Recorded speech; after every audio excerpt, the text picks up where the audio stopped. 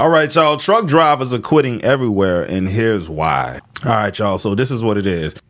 You got workforce aging and demographic considerations, entry barriers and CDL training obstacles, tough working conditions and lifestyle pressures, regulatory and compliance, high turnover and retention problems, the influence of the truck driver shortage on the distribution network. It's a lot going on. I'm gonna show y'all some videos. The supply chain took a big hit while the country was in the middle of the pandemic. Yeah, this included a shortage of truck drivers, and there's still not enough drivers today. Our Archie Snowden spoke to the folks at Calhoun College who are working to be a part of the solution to this shortage. What are they doing, Arch? That's right, Ben. The truck driver shortage is not just a national problem, but it's also affecting shipping here in the city and county level in North Alabama. Now, although it's been good or better in the last couple of years, it's still been tough to fill driver positions. Jillian Christensen is the Workforce Solutions Manager at Calhoun College, says that the veteran drivers with the required Class A and Class B licenses are required at a much higher rate than a year since the pandemic. Now, companies are still hesitant, though, to hire drivers with less experience. Some of them, they have a requirement to have X amount of years experience or months before they can hire entry-level positions. So that also may be contributing to the need for truck drivers because they don't have that entry-level experience that they need to be hired by some of those companies that are over the road. Now, in a statement to News 19, the American Truckers Association says that the local driver shortage could have a profound implications on the national supply chain for years to come. Now, coming up on News 19 at 6, we hear from students at Calhoun College on the CDL program and what they're expecting in their driving career. Man, at the end of the day, pay these people some decent wages and the problem be solved, man. These greedy corporations with their shareholders and all of that kind of stuff is the reason why. And y'all got to understand something. Most of these truckers, a lot of them are aging out. They're getting older. They're getting sicker. They want to enjoy the rest of their days outside of the truck because they spent the last 30, 40 years driving on the road, missing out on major milestones for their kids, major events, all kinds of stuff. And the young generation, they not trying to live that type of life. That shit does not look good. It does not sound good. And the idea of that type of lifestyle, and they're looking at all these beaten down older men whose body are just messed up, and they thinking to themselves and reading the writing on the wall and saying to myself, do I want that for myself? Hell no. Then you couple that with the fact that they get on TikTok and they sit up there and watch videos that tell them, look, bro, for the first 2-3 years of you being a trucker, you just gonna have to eat shit and deal with it because they're not gonna pay you that much as a new trucker. So yeah, that's gonna definitely dissuade people from wanting to join the trucking force, bro. So man, it's just a bad look at the end of the day, guys. How do I sign up to be a stay-at-home mom? Let me know right now. Thank you. How do I you see the title, I'm quitting trucking. Y'all know this, right? I think about 6% of the entire trucking workforce is women. This is not a job that most women want to do. Let's just be real. Most men don't want to be on the road away from people, living out of their trucks, having to take showers at truck stops and eat out of their truck all day and drive 700-800 miles every day. Like, everybody ain't built for that. You get what I'm saying? It's just not built for everybody. All right. So let's start off with y'all was right. Y'all was fucking right. Damn you guys. Y'all was right. I quit Western Express. I'm leaving. Right now, my truck look a mess because I'm cleaning it out right now. Luckily, I'm at home, so I can just take everything out of my truck, put it into my apartment, well, my townhouse, whatever you want to call it. Put it there, and then I'm going to be headed to Virginia to drop that truck off, and that's going to be a wrap. And I have a new company that I have already received a conditional job offer from. December 2nd, I go out and I'm going to do orientation for this company. Once I finish orientation and it is a success and I have officially been hired on, I'm going to do another video and let you guys know how it's going, the transition, the new things, my new trainer. Luckily, this time with my trainer, it shouldn't be too much of a problem because I actually know how to drive. Like, like, I knew how to drive before, but I was brand new, so my trainer felt like he needed to, you know, just give me too much insight. But yeah, guys, so listen, let me get y'all the gist of this video, right? She's quitting Western Express because Western Express is notoriously known to just basically treat new drivers like shit. Like, these big companies, they look at you like you're expendable, which is crazy because the last time I checked, and I was reading a little bit about this before this video, they say that we need anywhere between 60 to 80,000 drivers right now. That's the shortage. So it would make sense to treat them fairly and give them a decent pay starting out, even though they don't have much experience. They just starting to get on the road and everything like that. It just doesn't make any sense. The job lifestyle already sucks. So as a company, as an employer, your best bet is to treat people right so that you don't have high churn and burn. Like, I never really understood that about these companies. You know, in other companies, like a McDonald's, all right, cool, ain't nobody worried about somebody who flips burgers. We can train you to flip a burger in 30 minutes. That's nothing. But training people to become over the road drivers, that's a different ball game. So you need to treat these people right because that's an investment. It ain't easy to find truckers. People are really not excited about getting in trucks anymore. It's really just that simple. Hey y'all, so I want to tell y'all how it's been. I'm taking down my hair, but I want to tell y'all how it's been for me since I quit trucking and kind of like where I'm at with it. So I quit trucking like a month and a half ago, and I literally just told my company to get me to the yard, and I just didn't come back. But the first few days I was thinking like, what am I doing? What am I doing? What am I doing? But it's gonna be uncomfortable. It's gonna be uncomfortable switching from something you're used to and then trying to go into another chapter. Yes, I did miss my truck. I missed, you know, being in the truck by myself, you know, doing my little thing. Like, of course, like, duh, I missed it. But as the days went by, I started realizing like, damn, I missed my home. Excuse my language. So I was enjoying time being home, and then I already had something planned. Like, that's the difference. Like, before I quit my job, I already had a plan to stop trucking. So it wasn't like, oh, what am I gonna do? What am I gonna do? Because I already was having something planned after trucking. You know, I was only gonna be there for a certain amount of time. So now that all that is persevering, yeah, I'm just waiting. I'm on a journey right now, and I'm excited for me. I'm excited for what's to come. That's it. Hey, love the optimism. But bro, you know, trucking is one of them jobs, man. You got to be mentally tough to do it, especially if you have kids and you like to have a social life and things of that nature. A lot of people that I've listened to said that trucking is one of them jobs that you can literally get stuck in because it's like, all right, it's a stable job for the most part. You get used to the money. But the bad thing about it is this, it's like you don't really have time for your family.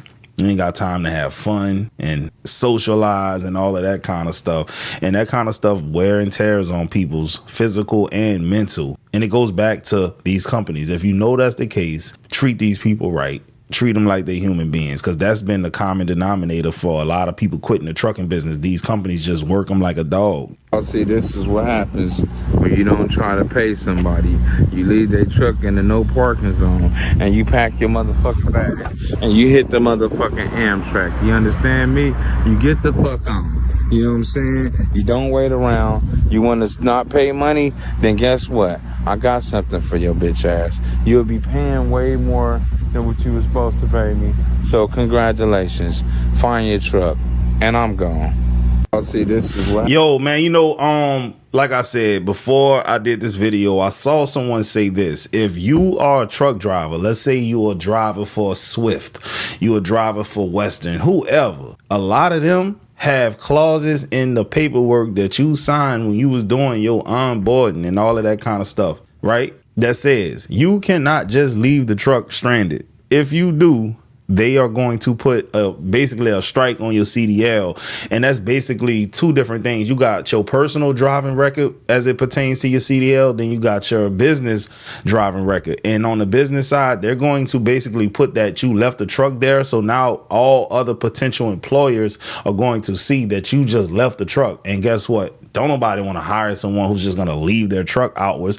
But I got something for y'all. In the comment section, someone said, instead of just parking the truck, this is what you should do. You go to a DOT location, Department of Transportation, tell them what you want to do. They will put the truck OOS, I don't know what that means, until you get paid. The owner has to recover it from them. So in other words, they holding the truck in basically limbo. You gotta come get this truck from us And in order to do so, you have to pay the driver what he is owed. Otherwise, we ain't releasing the truck. And that got a lot of likes on it. And people are saying this is 100% not true. I don't know what to believe because it's mixed. Half of the people saying this is something that they have done before and was successful with it. And then other people are saying things like 100% not true. Y'all lying people go on social media and not say anything, not knowing who will see your nonsense. Sometimes it's best to keep your comment to yourself. I don't know what to believe at this point, guys, but I know leaving the truck on the side of the road stranded is not the highest and best use of your time. Don't do it. I quit. I'm out. Cisco broke me. I know I'm a wimp. I couldn't handle the work. Hell nah. This job sucks. I'm done. I gave my 2-week notice. I only lasted 2 days into those 2 weeks. And nope. I mean, nice. I'm going to miss not having an automatic truck, but I'm done, guys. Nope. Cisco broke me. Tip pallets, 500 cases a day, almost 1,000 sometimes. I'm done, man. I quit. Damn, dog, that is crazy. Yep. Cisco guy that delivers at my job said they start at like 4 a.m.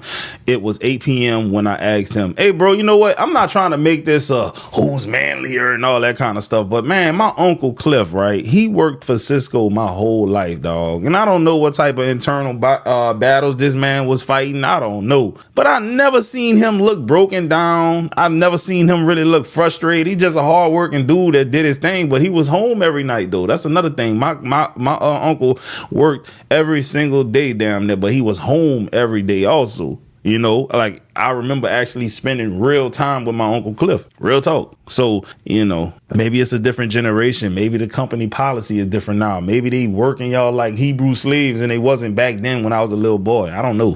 Fuck this job! Why did I still get no shit? Fucking hate being a truck driver. Fuck! God damn it! Bro, I broke down. Bro, this is the worst job I've ever had in my entire life, fam. This is the worst. How is this a Somali company? This is the worst company ever, bro. Oh, you're not silly good. Fam, you know what these motherfuckers did to me? La ilaha illallah. Oh, what the fuck is this? Oh my god. Bro, this whole company's fucked up. Yo, look what they made me do. Trucking is not for everybody. If a blown tire gets that reaction, you're going to hate winter. Straight up, dog. Could not pay me to run super singles. Stop crying, B.I.J. Come and drive in Kenya. Dog, this is crazy, bro. Treat the truckers right, man, because at the end of the day, how do you think our groceries get delivered to these stores? The truckers. We need them. So I don't understand these greedy ass companies that don't treat them right. What would you say is one of the biggest problems in the industry? Right now is drivers talking about rates. They're saying rates are too low, that they can't make enough, and that's bullshit. Because our rates today in this market are still real close or a little above 2018, prior to pandemic. The biggest problem... He started off wrong already. Inflation is higher now than it was then. So that same amount of money does not equate to the same amount of spending power. Is during the pandemic, we had thousands and thousands of people get into the industry because rates were high. They were chasing the dollars. Exactly. While they were chasing the dollars, we knew this wasn't going to last forever. They thought it was. Mm-hmm. So they went out and bought mom a new Cadillac. They bought new boats and RVs and brand new trucks. They overpaid for these new trucks, right? Some of them $100,000 overpaid. Well, now they're so upside down. Now we're back to pre-pandemic rates, which were better than they were back in 08 and 09 in the industry. Yeah. That was a rough time. Right. Though, is he not comprehending that back in 2008 things were cheaper? So even if a rate was, I don't know what rates are like, so I'm gonna just throw a number out there. If rates were $5 in 2008 and now they're $8, but in 2008 things were way cheaper because inflation was not as out of control as it is now. Fast forward, that seemingly higher rate actually does not equate to the same amount of spending power. That's what he ain't understanding. This goes in 4-year cycles, this industry. It's about every 4 years we have downs, and then we come back up for 4 years, and then we're back down. So when you're making money, like during the pandemic, you shouldn't have been spending that money. You should have been stashing that cash in the bank. Mm-hmm. I call that living the rock star life. Yes, that's what they were doing, living the rock star life. They thought they were, all rock stars. and they thought this was going to continue forever, and now it has crashed, and now they've landed on their ass, and they're struggling. They can't make it, and they're blaming everybody except for that guy they look at in the mirror. What would you say? So my question is, why are you an ex-fleet owner instead of a current fleet owner, sir? If that makes no sense, everything you just said. If things are good, then why aren't you still a fleet owner? And look, somebody thinking like me, somebody said there's a reason this guy is no longer a fleet owner. Insurance is almost 50% more expensive. Fuel is almost 50% more expensive. Fees are 50% more expensive. There are more regulations and audits. Dog, people gotta drive there's a fee just for driving on the road as a trucker. I heard somebody in the video say something called IFTA, something like that. And then think about all the tolls these people have to pay. Man, I saw a video of a dude, it costs like $20 to take a shower because they got the little lock on the shower door or whatever. And you gotta pay to get the coat. Yeah, trucking is... Look, someone else said he's wrong. Someone's paying him to say this. So, all right, so you said a challenge was the government. They're nickel and diming you. Can you kind of just explain how? You pay your IFTA. Okay, this is the which video. Is an extra tax you pay for using the roads, and not only that, they charge you tolls everywhere. So everywhere you go, like I go to the East Coast, it's about $600 every week. Yo, did y'all catch that dude? $600 in tolls every week. That's $2,400 out your profit every single month. $2,400. Dog, truckers should not be subjected to paying tolls, bro. Like, if it's a necessary thing that this country needs, as far as like, you know, logistics and getting things places, doesn't it make sense to give the people like the truckers a break, especially if they got to foot the bill? If the company paying it, different. All right, cool. But if the individual person driving a truck has to pay it and they're not being reimbursed by the company, that's messed up. That's messed up. And I'm not a trucker, so I don't know how that works. Maybe you guys do pay it and then you provide your company with the receipts and they reimburse you after the fact. I don't know, man, but it would seem very messed up for that not to be the case. Truckers is quitting the industry. That over the road life ain't it, bro. They not getting paid. They not getting paid. I just showed y'all a couple weeks ago. It's on my page. That freight miller wasn't even paying me enough money to stay on that road, to stay in that truck. Acme Transport just gave me, but before that, I think in July, around July 4th, July 5th, maybe July 3rd, Acme Transport gave me $700 for a check. I had to get gone. Hey, bro, $700. I'm assuming that was in 1 week to drive all over this country is insane. That's no money, bro. That's not no real money. $700. Now, they're saying that there is a mass is a whole lot. When they use that word, it's a whole lot of truckers out there that's quitting because they're not getting paid the money that they want to get paid from being over the road, away from their family, trucking. This dude said he getting $500 a check, $600, $700, $800. Like, no, people are quitting, bro. People want to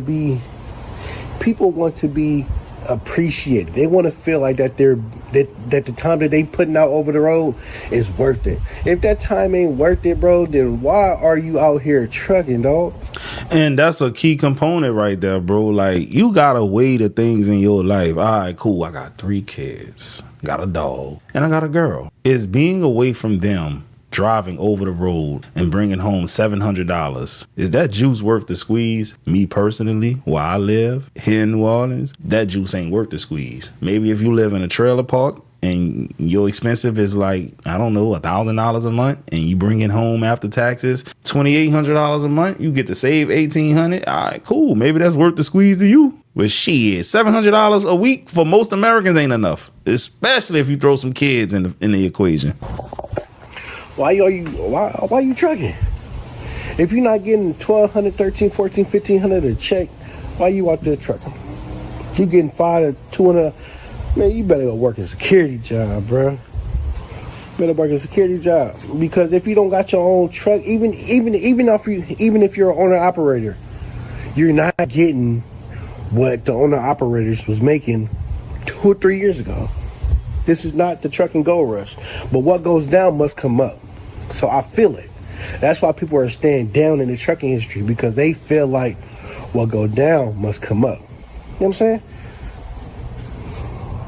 I mean, the last guy said it does work in like 4-year intervals, right? You're up for 4 years, you're down for 4 years. You're up 4 years, you're down for 4 years. So do you have the grit to just thug it out until the next bull market? I don't think that's going to happen no time soon, though. I don't think that's going to happen no time soon.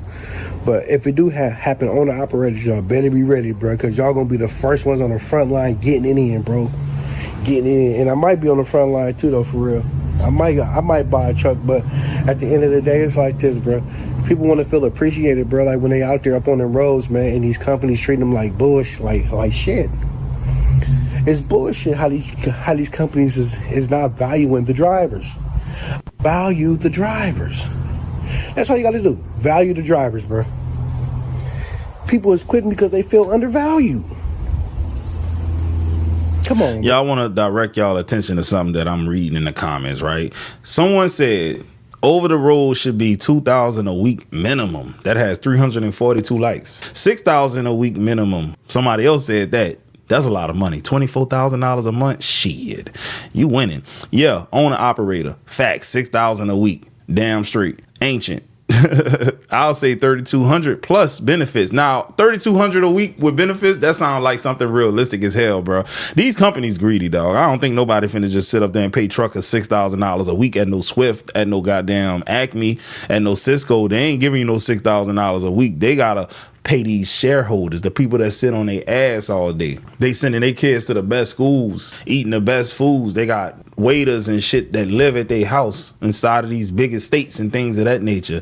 You risking your life so that you can fund their lifestyle. That's why they'll never give you no damn $6,000 a week. That don't make sense, man. If they pay $6,000 a week, they try to figure out some kind of way to get rid of 80% of the workforce that they have, and then start to implement electric vehicles or something, automation, because there's no way they're gonna sit there and just pay people $6,000 a week. They're gonna lose sleep at night paying out that type of money to y'all.